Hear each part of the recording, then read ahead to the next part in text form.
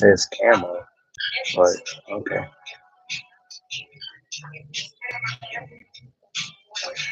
Morning, morning, morning. Can y'all hear me? Can y'all hear me? Let me make sure. Hello, hello. Check in 1 2 1 2. Let me make sure y'all can hear me well, hear me good. Let's see. Cool, cool, cool. Demystifying the business funding process and avoid these loopholes, not loopholes, sorry, these pitfalls prior to going to funding.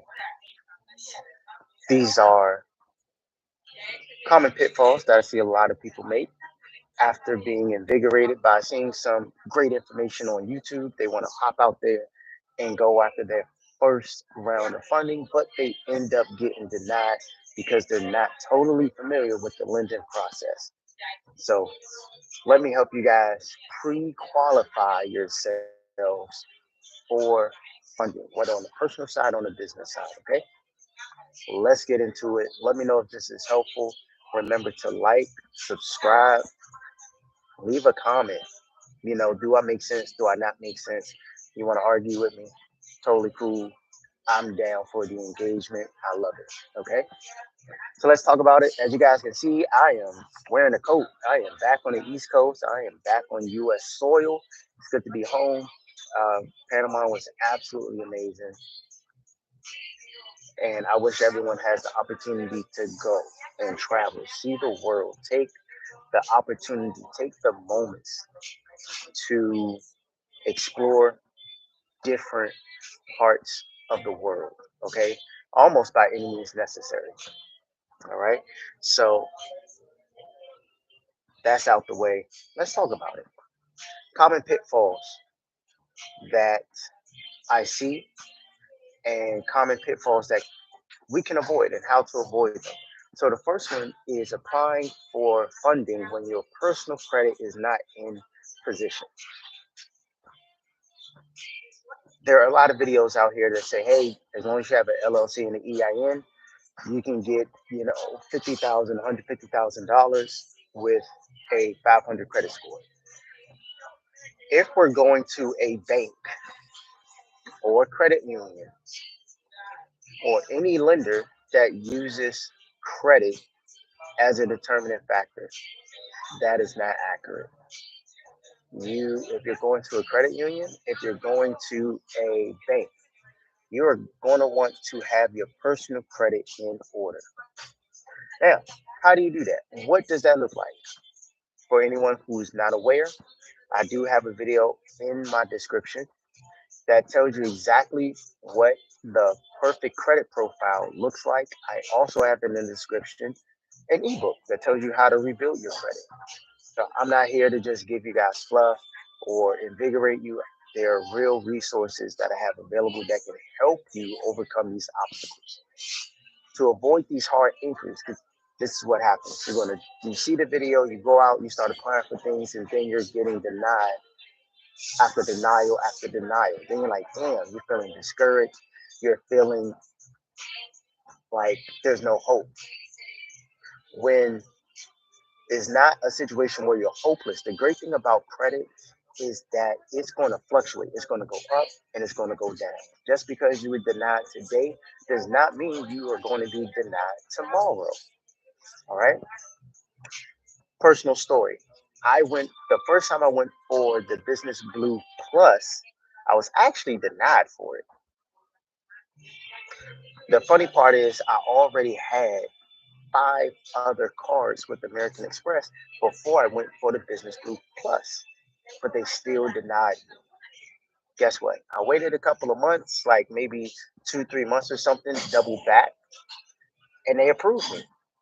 So don't be discouraged, right?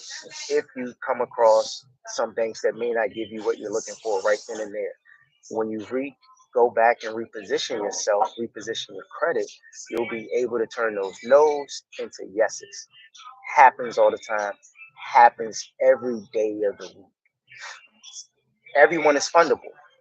It's just a matter of getting in position so that the banks feel comfortable giving you that money. Now, what will make them feel comfortable?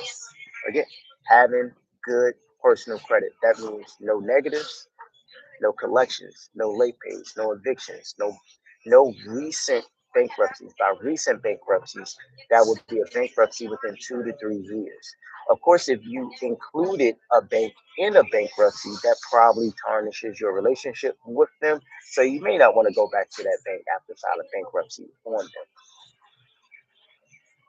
Also, having strong history, having history of 2 years or more. The older your credit, the better. Having high lines of credit. What that means is credit cards of $5,000 or more, or even $10,000 or more. So if you have at least two credit cards with a credit score of, not credit score, you have two credit cards with a credit limit of $10,000 and an age of about 5 years, those are very valuable trade lines showing up on your credit report. You want as many of those as possible before you go for any level of business funding. Now, on the business side, of course, you want to have an EIN, you want to have your LLC. When you're setting up your LLC, you want to make sure that all the information is separate from all of your personal information. So that business needs to look like its own person and entity. If you're not sure how to do that, in the description, I put a link that actually walks you through how to set up your business so that it can be fundable from the first day. As soon as you file your paperwork with your state, your business is already looking good enough so that you can go for funding. If you're interested in growing your business credit, meaning EIN only, no personal guarantees, I actually have an ebook in the description that helps you with that. Now, there's a lot of controversy around this no PG funding situation. It's good for certain kinds of business. It's not for every business owner.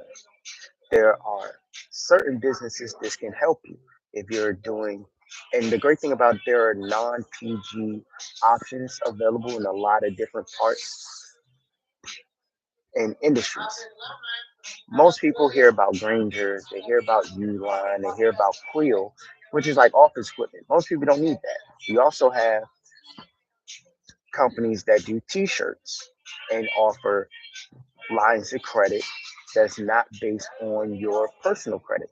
They also have businesses that include marketing services. Everyone needs marketing, right? So imagine being able to build your business credit while also working with an agency that's going to extend you credit while they help you learn or help you build out your marketing strategy. Great. Those type of resources are actually in that ebook. And click the link in the description for that. So you want to make sure that's built out. Along with, we're talking about building up business credit, you want to have a DUNS number. Your DUNS number is free. You'll get that from Dun& and Bradstreet. Typically, you can apply for it and you get it. I mean, I got mine within actually, I got mine within the same day. But some people, it may take longer for whatever reason. Maybe you need to just double check that you input your personal information in properly. I'm sorry, not your personal, your business information, the address, the name, all that good stuff. Make sure all of that match when you initially put it in, right?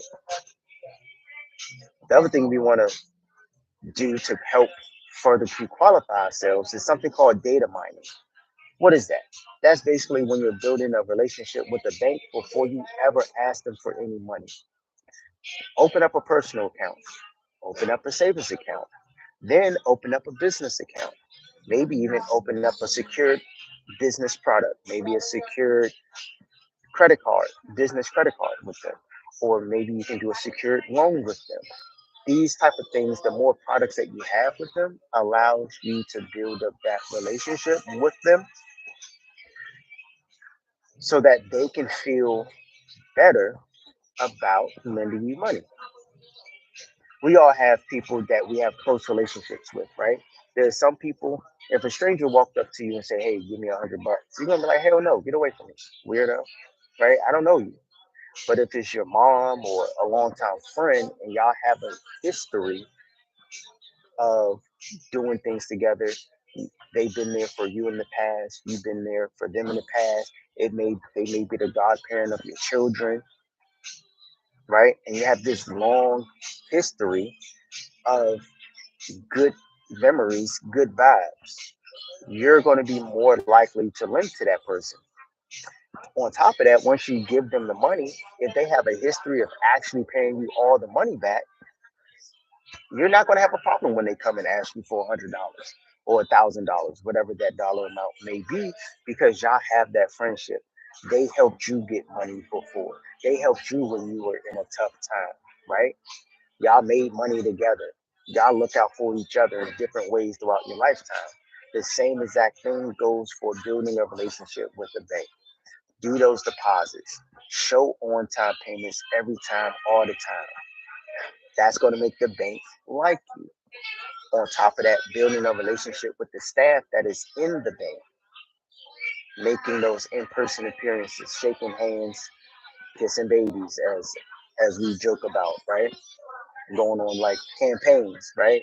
Getting in good with the people, because at the end of the day, it's still people within these businesses. So we want to look at that and remind ourselves, okay, these are people in these businesses.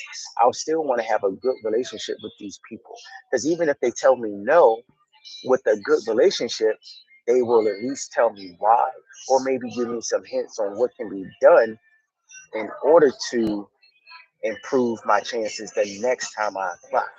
Because again, a denial today is not a denial forever.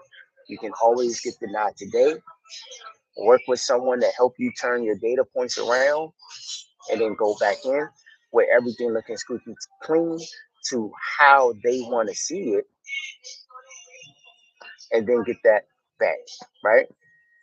So these are some things that you can do to position yourself. Let me know if this was helpful. Let me know, feel free to rewatch it. Feel free to watch the other videos where I've touched on these things a little bit deeper and a lot of different ways. Okay. And I'll talk to y'all later. Hopefully, you have a great one. Peace.